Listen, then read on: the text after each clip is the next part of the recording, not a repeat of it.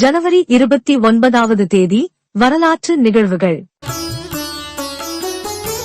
சப்பான் ஒசாகாவில் 3 தொடருந்துகள் ஒன்றுடன் ஒன்று மோதி வெடித்ததில் 181 பேர் உயிரிழந்தனர். 1940. ஐக்கிய அமெரிக்காவில் CIG எனப்படும் மத்திய உளவுத்துறை குழு அமைக்கப்பட்டது. 1946.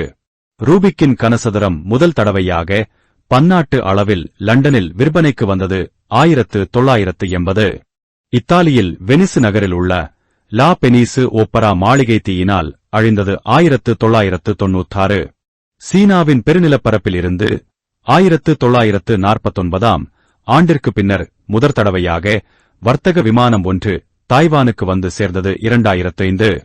கசக்சுதானில் அல்மாத்தி நகரில் உள்ளூர் விமானம் ஒன்று வீழ்ந்ததில் 21 பேர் உயிரிழந்தனர். 2013.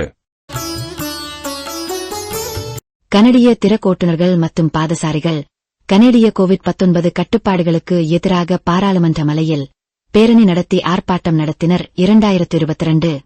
அமெரிக்கன் ஈகிள் விமானம் 5342 அமெரிக்க ராணுவத்தால் இயக்கப்படும் சிகோர்ஸ்கியா 60 பிளாக் ஹாக் விமானத்துடன் நடுவானில் மோதி போடோமாக் ஆற்றில் மோதியது.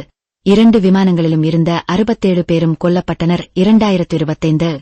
தெற்கு சூடானில் உள்ள யூனிட்டி எண்ணெய் வயல் அருகே ஒரு பட்டய பேச்கிராட் 1900 விபத்துக்குள்ளானது.